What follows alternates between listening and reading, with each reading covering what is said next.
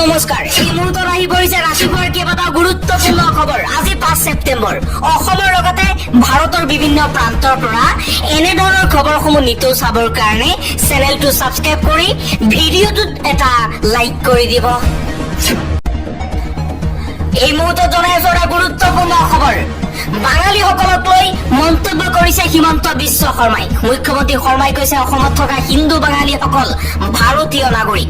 অসমত থকা হিন্দু বাঙালীসকলে 1971 চনৰ আগতে অসমলৈ আহিছে। অসমত থকা হিন্দু বাঙালীয়ে কাৰ অধীনত আবেদন নকৰে।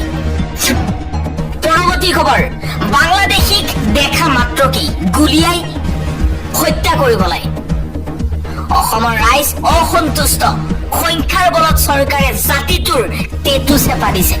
হিন্দু হওক বা মুছলমান হওক, বিদেশীয়ে অসম এৰিবই লাগিব।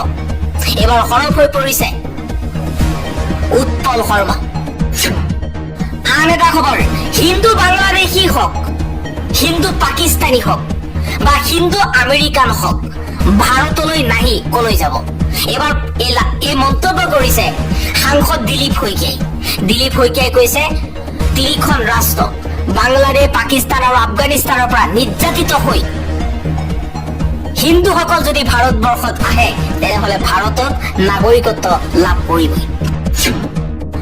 পৰৱৰ্তী খবৰ, বিজেপিৰ বিৰুদ্ধে সৰব হৈ পৰিছে হীৰেন গোহাঁই। হীৰেন গোহাঁইয়ে কৈছে বিজেপিয়ে অসমৰ ভালৰ কাৰণে আগতেও কাম কৰা নাছিল, এতিয়াও কাম নকৰে। এতিয়া অসমীয়াৰ চকু মেল খোৱাৰ সময় আহি পৰিছে। যিসকলৰ চকু মেল নাখায় তেওঁলোক জন্মগত দালাল। তাত মোৰ কোনো সন্দেহ নাই বুলি মন্তব্য কৰিছে হীৰেন গোহাঁই।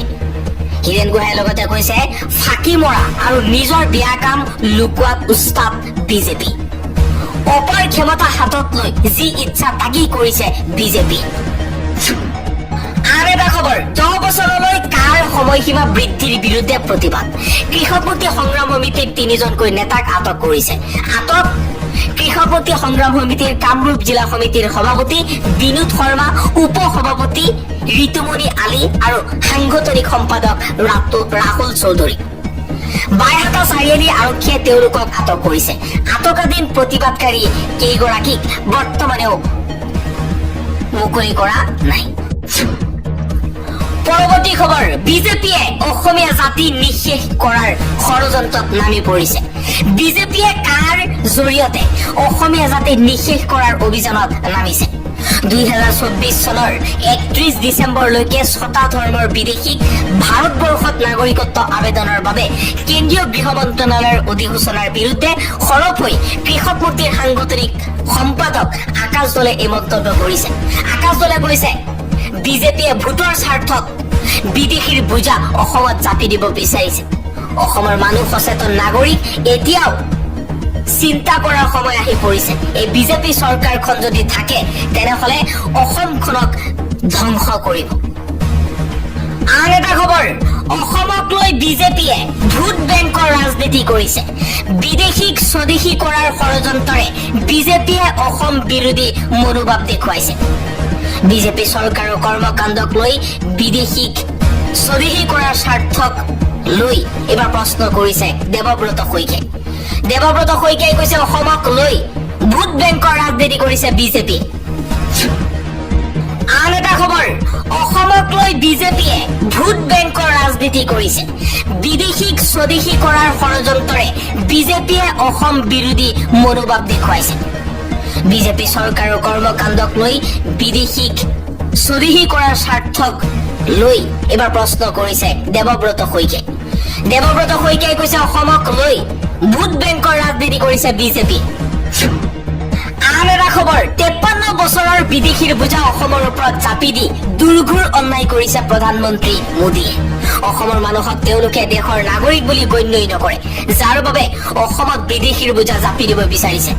কোনো কাৰণতে আমি থকালৈকে এই কাম হবলৈ নিদিওঁ বুলি মন্তব্য কৰিছে লুৰিণজ্যোতি গগৈ।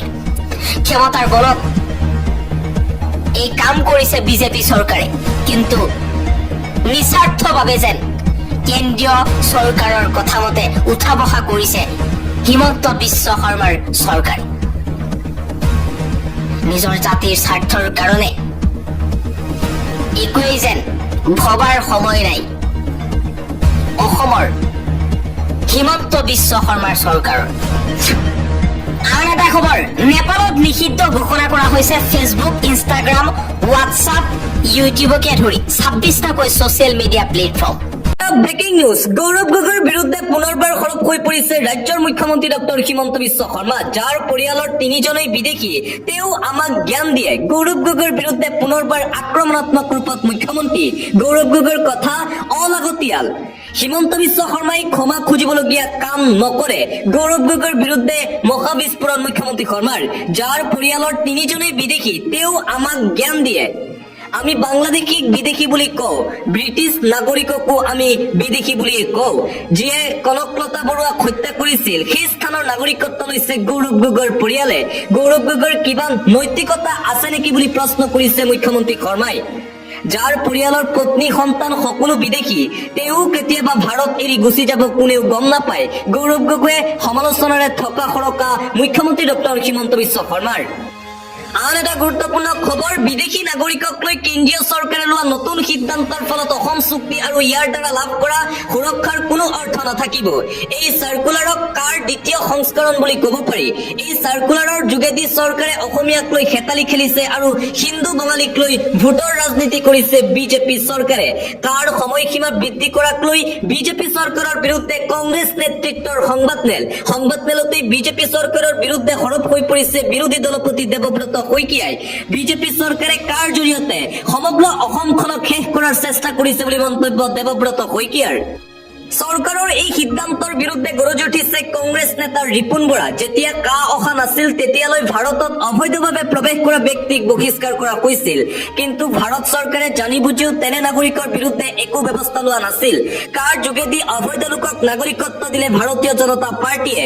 অসমখন বিজেপিৰ বাবে চৰণীয়া পথাৰ ডাষ্টবিন নেকি বুলি প্ৰশ্ন উত্থাপন কৰিছে কংগ্ৰেছ দলে। অসমত পৰুৱা এটাও বাহিৰৰ পৰা আহিবলৈ নিদিও বুলি কৈ কিয় আনিলে বিদেশী বিজেপি চৰকাৰে? কাৰ সময়সীমা বৃদ্ধিক লৈ গৰজি উঠিল কংগ্ৰেছ নেতা ৰিপুণ বৰা। পৰৱৰ্তী খবৰ, কাৰ সময়সীমা বৃদ্ধিৰ পিছতেই চৰকাৰৰ বিৰুদ্ধে সৰব এজেৱাইচিপিৰ সভাপতি পলাশ চাংমাই ফেচবুকত এইদৰে পোষ্টত লিখে। অৱশেষত অসমৰ মুখ্যমন্ত্ৰীয়ে মানি ললে যে কা বিৰোধী গণ আন্দোলনৰ 5গৰাকী নিহত ব্যক্তি শ্বহীদ। আমি অসম জাতীয়তাবাদী যুৱ ছাত্ৰ পৰিষদে প্ৰথমৰে পৰা কা বাতিল আৰু কা আন্দোলনৰ শ্বহীদক সম্পূৰ্ণ মৰ্যাদা আৰু সন্মান প্ৰদান কৰিবলৈ দাবী জনাই আহিছিলো।